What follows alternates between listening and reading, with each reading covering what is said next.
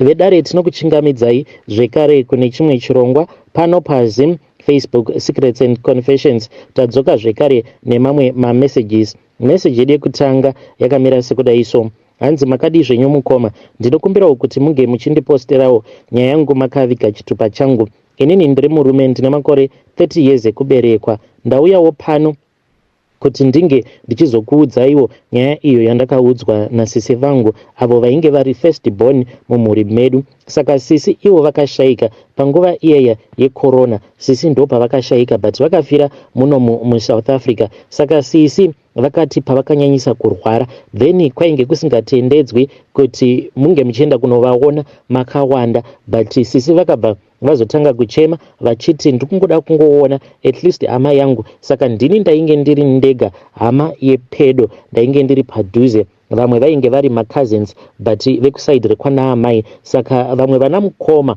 vakabva vazoti kwandiri, iwewe ndiwe uri kufanira kuti unge uchienda kunotaura nasisi, unge uchinzwa kuti ivo sisi vari kuda kuti kudii, then wobva wazotiudza. Saka ndakabva ndazoenda paya naTsano, and at that time kwaitongotendedzwa kuti kana uchida kunoona hama yako pavisitation maipinda 1-1, not all at the same day. Saka musi wacho iwoyo Tsano vakabva vazosara vakamira panze vaina security. Inini ndikabva ndazotendedzwa kuti ndige ndichipinda. Ndakati ndapinda muwadi umo mavainge vakaradzikwa, ndakatoona kutoti sisi vainge varwara zvechokwadi, kana chiraramo painge pasisina. Ende ndakatoona kutoti pasaidi nemubhedha wavo painge patorina nesi uyo ainge achitogadzika zviya zvimabhodhoro zveoxygen. Mukoma ndakarwadziwa, but sisi hameno kuti vakangofila sei, because ndakangoti ndichingonopindamo muwadi memya kana nesi uya akabata maoko akabva atoshamisika, because sisi vangu vainge vachinzi vainge vatova ne2 days vasingagoni kana kutaura, but ipapo vakabva vatomuka vakabva vatogara vakabva vati budhi kondimi. Nesi uya akabva atobuda muya achifambisa akabva azotodzoka nemamwe manesi vakabva vaita zvavakaita pana sisi vachinyora pasi, ndokubva vabuda paya kuti vange vachitipa mukana. Mukoma sisi vakabva vazoti ivo vainge vachinzwa kupera simba, saka vainge vachida kuti vange vachindiudza izvo zvavainge vakachengeta mumwoyo mavo, vachiti ndikuda kukuudza mwana wamai vangu, but ivo vakabva vazoti handaifanira kuti ndinge ndichizoudza Tsano, ndinge ndichizoudza murume wavo. Ndakabva ndati zvakanaka isisi, munokwanisa kundiudza nyaya yenyu. Saka ivo sisi vakabva vazondiudza kuti panguva apo pavainge vachiri kuchikoro pavakatanga kudanana naTsano, sisi vakabva vazoti ivo vainge vakaroorwa naTsano vaine pamuviri. Saka vakabva vazotondiudza zita remurume wacho, ende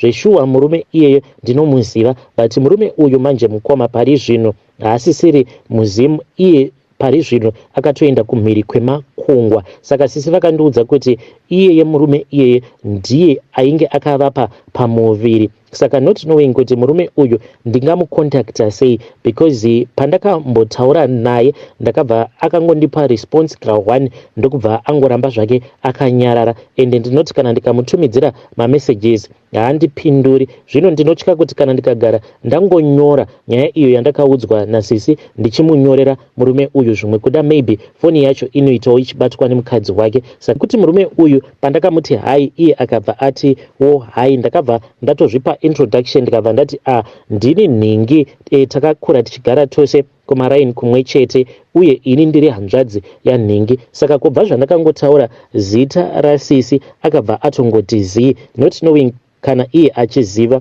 Saka Tsano handina hangu kuzovaudza nyaya iyo yandakaudzwa nasisi, sezvo ivo sisi vakanditi handaifanira kuti ndinge ndichizovaudza ivo Tsano. Saka ivo sisi vakabva vati mushure mekunge vamitisiwa nemurume uya akabva azoti iwewe kuti ndinge ndichikutora hazviite, because pari zvino ndichiri kuda kumboenda kuchikoro. Saka kana uchikwanisa chimbonogara kumba, then kana ndazopedza kuuniversity ndinobva ndazouya ndobva ndazokutora. Saka ivo sisi vakabva vati pavakati vange vachidzokera kumba ndopavakabva vazotaura neshamwari yavo. Zvino shamwari yavo yakabva yazoti kwavari kana ukangogara wadzokera kumba ukanoudza amai vako unofanira kurohwa iwe. Then ndokubva vazotya paya. Saka ivo sisi vanoti vakabva vazorambana nemurume uyo ainge akavamitisa, vakabva vazokasika vakarara naTsano. Saka vakangoti varara naTsano vakabva vazoramba kudzoka kumba, vakabva vanyepera Tsano kuti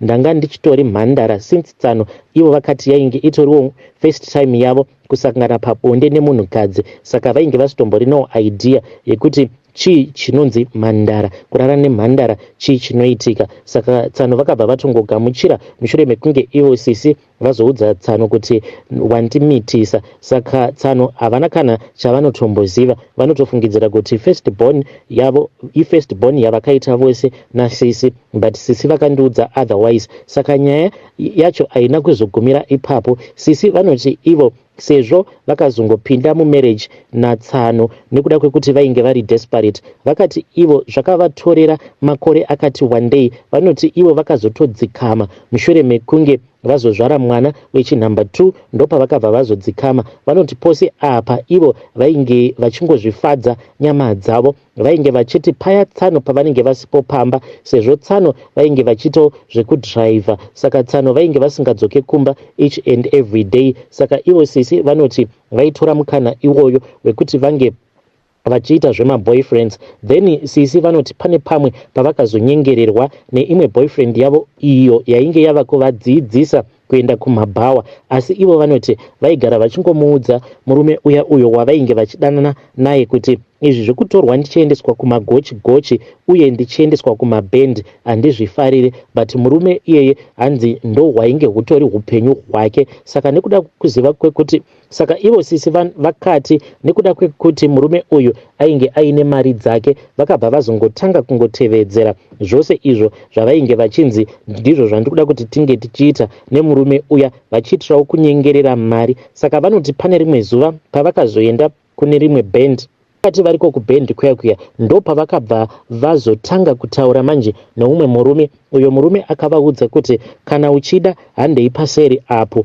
unge uchingonondipa ka1, kana wandipa ndobva ndazokupa mari. Saka sisi vakabva vaona kuti sezvo murume uyu wavainge vainaye sugar daddy wavo ainge achiratidza kuti ainge anyanyisa kudhakwa, ava kungotsumwaira, vakabva vazomutiza kuVIP kuya kwavainge vari, vakabva vazoenda nemurume uya kumatoilet. Vakati variko kumatoilet ndopavakazotobatwa nashuga daddy wavo vari busy vachiita bonde. Saka shuga daddy uyu ivo vainge vachiti iye ainge achiwirirana nembavha dzakawanda. Saka akangobuda, hanzi akangobuda akangoita sekunge ainge asina basa nazvo, but on that same night hanzi ndo pakabva pazopondwa murume uya uyo wavainge vabatwa nashuga daddy wavo vachiita bonde naye. Hanzi akangokaruka abayiwa muhuro, ende munhu wacho akamubaya, hakuna kana akambomuona. Ivo vanoti hanzi vakazongonzwa yava mhere, vanhu vachiona kuti murume uya apo pasofa apo paainge akagara, sezvo nayewo ainge ari kuVIP painge pazara ropa, zvekare nepafloor pose painge pazara ropa. Vanhu ndokubva vatanga kuridza mhere. Sugar daddy wavo ivo sisi hanzi akabva azovatora ndokubva vazoendeswa kumotikari. Zvino sugar daddy uya hanzi akabva azokonfesa kuna sisi, akabva ati handiti waona kuti ndinokuda, I hope kuti kubva zuva ranhasi wakwanisa kuona kuti ndinokuda. Sisi vakabva vati ko waitei? Then hanzi murume uya akabva azoburitsa banga iro rainge riine ropa. Saka hanzi vakazoti vati fambei vakananga kumba kwake murume uya hanzi ndopa vakabva vazomiswa neimwe motikari, but motikari iyi yaitorakidza kutoti munhu ainge achidhiraivha motikari iyoyo ainge ari muCID vachitozivana nashuga daddy vaya avo vainge vaina sisi. Saka hanzi ivo sugar daddy vaya vakabva vazotora banga riya iro rainge rakazara neropa ndokubva vazopa mupurisa uya banga iroro amene kuti rakaendeswa kupi. Saka murume uya hanzi akabva azoudza sisi kuti kana munhu chaiye ndinomuponda kana akada kunditorera iwewe, I only respect your husband, and handikutendedze kuti unge uchidanana noumwe murume kunze kwangu chete. Vakati vapedza kundiudza nyaya yavo, ndakabva ndaona kuti vainge voyeredza misodzi, vakabva vati ndiri kunzwa kuti mweya wangu wava kuenda, ndiri kunzwa kuti mweya wangu wanga wakasungwa but now wasununguka, ndikunzwa kuzarirwa.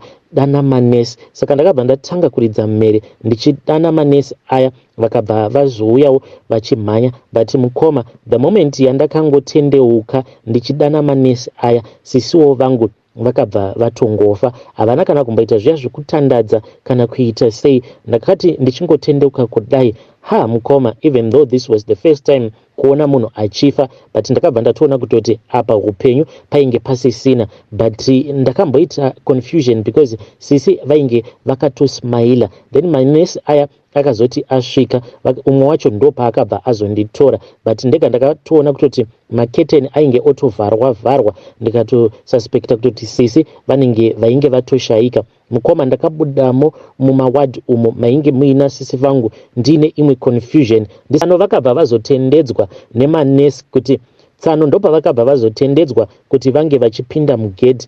Vega vakatoona kutoti there was something that was wrong because ndainge ndakaita kugara pafloor chaipo ndichichema. Tsano vakabva vandibvunza kuti ko Tsano chii chaitika, ndakatadza kana kuvapindura. Then vakabva vazodanwa nemanesi, vakabva vazoendeswa kune imwe ofisi yevamwe doctor, ndokubva vatobuda muya vachitochemawo. Ndikatoziva kutoti zveshuwa sisi vainge vashaika. Saka panguva yacho iyoyo dai kwanga kuri kunzi Tsano, dai vainge vakandibvunza kuti ndainge ndaudzwa kuti kudii naivo sisi, because brain dzangu ipapo I think kuti dzainge dzatombotacha. I think kuti ipapo dai vakandibvunza zvimwe kuda ndingadai ndakavaudza. But takangoti tichingobuda pagedhi repachipatara, pfungwa dzangu ndo padzakabva dzazotanga kushanda. Takazoti tasvika kulocation, then vamwe vana mukoma ndo pavakabva vazondibvunza, vakabva vati sisi vainge vakandiudza kuti kudii. But mukoma, ndakabva ndangonyeperawo veukama, ndikabva ndangoita sekunge sisi vainge vangondiudzawo kuti sezvo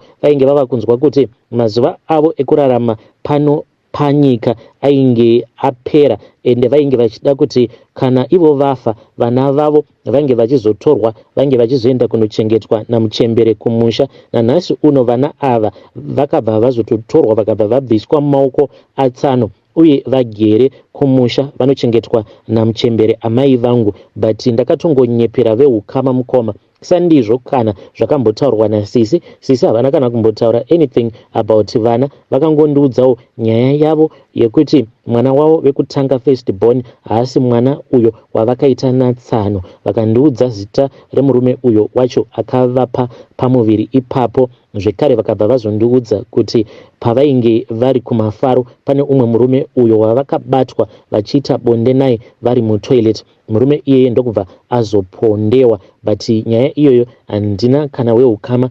wandakamboiudza. Apa ndokekutotangawo kutotaura nezvayo nyaya iyi. Saka mukoma, ndinokumbirawo kuti muge muchindipostirawo nyaya yangu mucomment section, ndichikumbirawo kuti vedare renyu vange vachizondibatsirawo. Ndichange ndichizotevererawo mucomment section.